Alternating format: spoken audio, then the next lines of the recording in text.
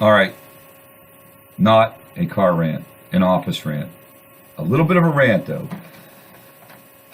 All right, I'm gonna try not to come off like a D-bag. All right, so here's the deal.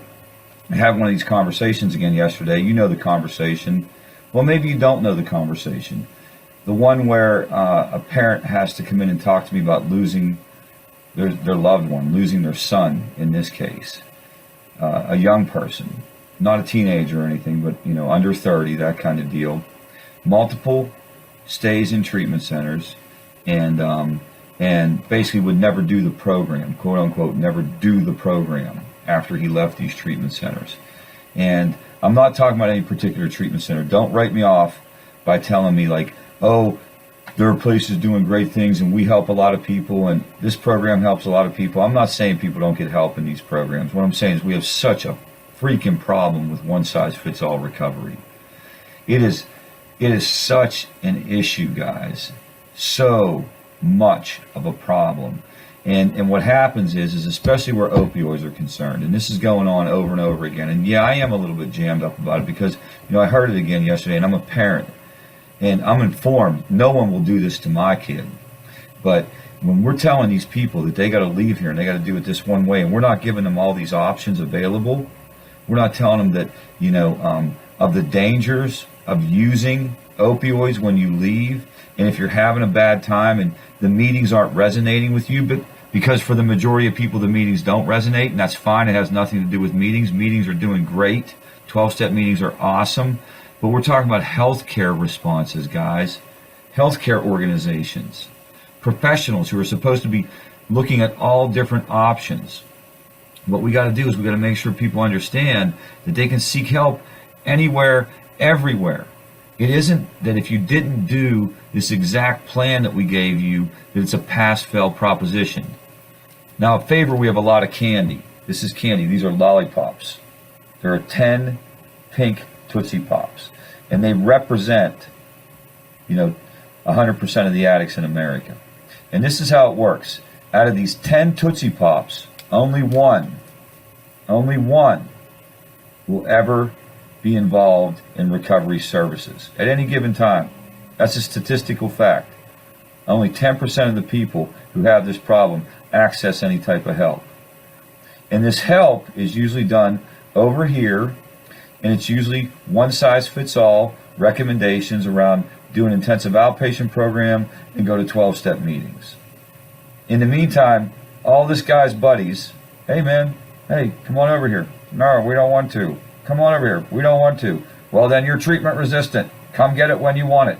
When the pain gets great enough and you hit bottom, you'll come get it.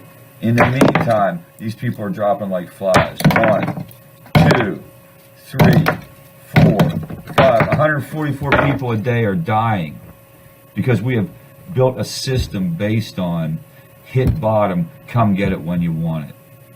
Here's the deal.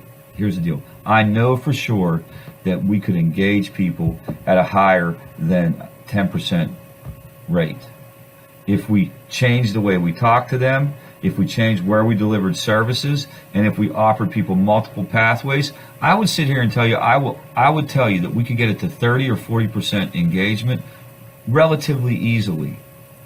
Please understand, and this really isn't for the people already doing something. If you're already doing something, keep it up. But if you're a parent and you're looking for recovery programs and you're starting to get your way around this, or you're just a lay person interested in this, or you're willing to share this information, please understand that we have based our healthcare response to addiction on a cliche.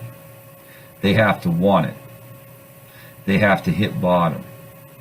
What other disease do we wait for it to get worse before we actually do something about it?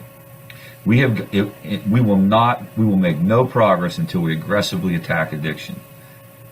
And what I want to do is I want to, like any other epidemic, I want to get in the mix with people. I want to have a workforce. And you're going to have to hire some people. And the insurance companies, you're going to have to pay for some people. And we got to go out and we got to get into the world with people. And we don't need to sit back in our clinic waiting for them to come to us. We got to go to them. And if we meet them in their home, we meet them in their home. And if we meet them in a coffee shop, we meet them in a coffee shop. And if we meet them at a basketball court, we meet them at a basketball court. And, if we meet them at a movie and then talk afterward, we meet them at a movie and we talk afterward. Or if we just have to overdo it and text the hell out of people, or Facebook people, or whatever it is you need to do to connect. If we don't start promoting the hell out of recovery, 144 people die a day. What are we going to do? Wait till next year when that number's 160? The year after when it's 250? Everything's not okay, people. It's not okay. Business as usual.